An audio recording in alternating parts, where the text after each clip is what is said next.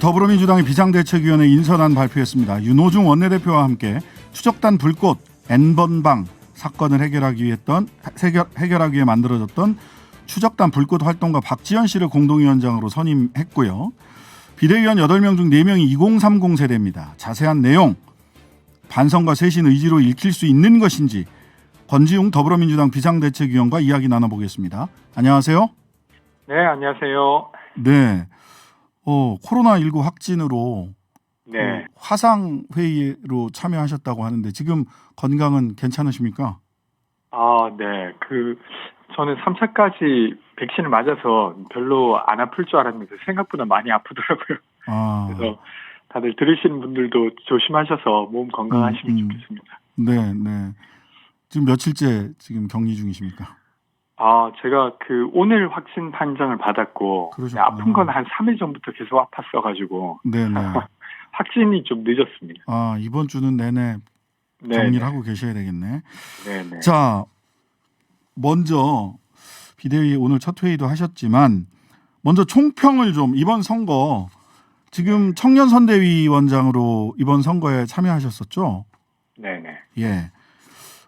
발언은 끝내 이기지 못한 거다 이렇게 오늘 말씀을 하셨던데 청년선대위원장으로서 이번 선거 총평을 좀 해주시죠.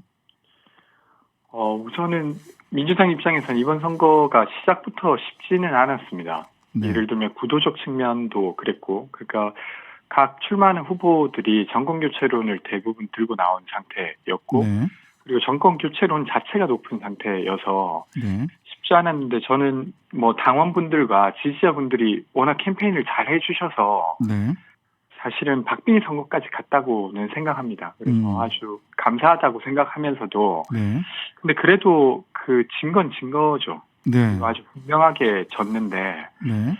이 부분을 이제 저희가 어떻게 반성하고 그러니까 국민들의 평가를 어떻게 받아들이고 앞으로 어디로 나갈 건가가 되게 중요하다고 생각하는데요. 네네. 여전히 기득권 정치나 아니면 내로남불의 이미지를 못 벗어났다고 저는 생각합니다. 네. 그래서 정권 교체론은 계속 높았다고 생각하고 그래서 이 부분을 좀 개선하는 게 저희의 첫 번째 과제가 되지 않을까 이렇게 생각합니다. 기득권과 내로남불. 네네. 네, 이것이 개선의 첫 번째 과제다라고 말씀을 주셨어요. 자, 공동 비대위원장으로 윤호중 원내대표는 일찌감치 비대위원장으로 선임이 됐고 중지가 모아졌던 거고 박지원 활동가가 공동 비대위원장으로 선임이 됐습니다. 네. 그다음에 2030 세대가 비대위원회 절반이네요. 네. 비대위 인선의 배경이 있고 목표가 있을 거 아니에요? 이렇게 박지원을 비롯한 2030 세대가 절반을 차지한 이유 정리해 주시죠. 일단은 민주당이 변해야 한다는 요구는 계속 있었는데 그것을 무엇을 통해서 보여드릴 건가가 민주당 입장에서는 고민이었을 것 같아요. 네. 근데 그런 측면에서 이번에 지도부가 총사퇴하고 이 빈 공간을 누구로 메울 건가에서부터 보여드리는 거라고 생각하는데 그때 이제 사실은 국민과의 어떤 눈높이가 훨씬 더 맞다고 생각되어지는 사람들로 대거 포진되었다고 생각합니다. 네. 그래서 그렇게 함으로써 비대위 기간이 그렇게 길진 않지만 3월부터 8월 정도까지 5개월 정도 진행될 텐데 그 기간 동안 지방선거를 거치면서 또 어떤 공천 혁신이나 아니면 개혁 입법이나 이런 것들을 만들어낼 수 있게 저는 청년 세대를 구성했다고 생각하고요. 그리고 이제 조금 이 비대위 운영이라고 하는 건 지도부의 역할을 하는 거기 때문에 지도부의 안전성을 좀 가질 수 있게끔 현역 의원님들이 함께 하고 있다고 봅니다. 근데 이제 일반적으로 비대위라고 한다면 하나는 매우 강한 그립력이라고 흔히들 얘기하는 장악력이죠. 그러니까 김종인 비대위원장 양당을 오갔던 김종인 비대위원장이 가지고 있었던 어떤 강한 그립감 내지는 혁신의 어떤 대중적 상징 이런 등등을 많이 떠올린단 말이죠.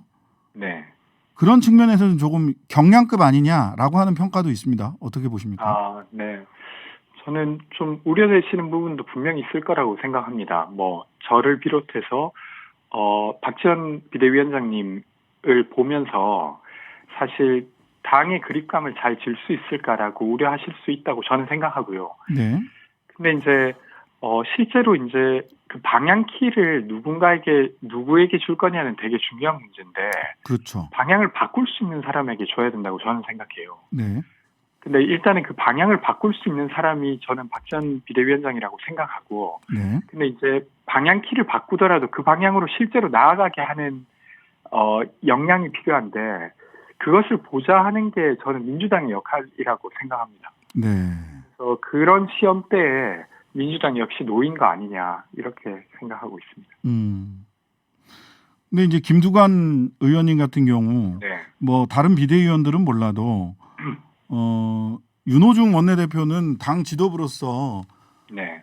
책임을 더욱더 통감해야 될 자리에 있는 것이다. 따라서 윤호중 원내대표는 사퇴하고 이재명 후보가 비대위원장이든 아니면 뭐 네. 다른 직책이든 네. 좀 당의 비상 상황을 진두지휘해서 이걸 돌파해 나가야 되지 않겠느냐라는 제안을 주셨어요. 이런 의견 당내에서는 지금 이런 의견들이 좀 어느 정도 분포하고 있나요?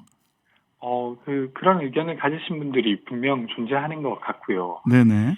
근데 저는 이제 의원총회에 직접 있진 않았어서 네. 그 열도나 감도를 정확히 알지 못하는데, 네. 현 지도부였기 때문에 거기에 책임을 져야 된다는 의견은 분명했던 것 같습니다. 네네. 그건 윤호중 원내대표께 향하는 책임을 져달라는 이야기겠죠. 네네. 근데 또 한편으로 지금 이 비상대책위원회가 잘 운영되게 하기 위해서 누군가 필요하다는 요구도 있었던 것 같아서, 네. 제가 뭐 지금 함부로 말씀드리긴 좀 어렵다고 보고, 근데 네.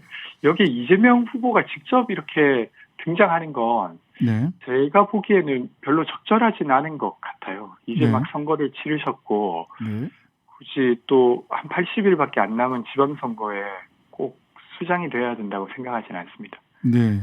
뭐 그래서 그랬는지 김두관 의원도 비대위원장 최초에는 뭐 비대위원장으로 딱 찍어서 말씀을 하셨던 것 같은데, 네네. 뭐 그 직책과 관계없이 지방선거를 지원하고 이끌어가는 역할을 하셔야 한다. 네. 뭐 이런 취지로 말씀을 하고 계시는 것 같아요. 네. 이재명 후보가 당분간 어떤 역할, 뭐 지금 워낙 심신이 회복할 수 있는 시간이 필요하다라고 네. 하는 분들도 계시고, 네. 이재명 후보는 이렇게 일을 할 때 네. 회복 탄력성이 더 좋아지는 스타일 아니냐, 네. 일을 줘야 된다, 뭐 이렇게 말씀하시는 분도 계세요. 네. 이재명 후보 당분간 어떤 역할을 좀 하셔야 될까요? 저는 뭐 후보 본인께서야 이 일을 만약에 맡으신다고 하면 역시나 잘 해내실 거라고 생각하지만, 네네.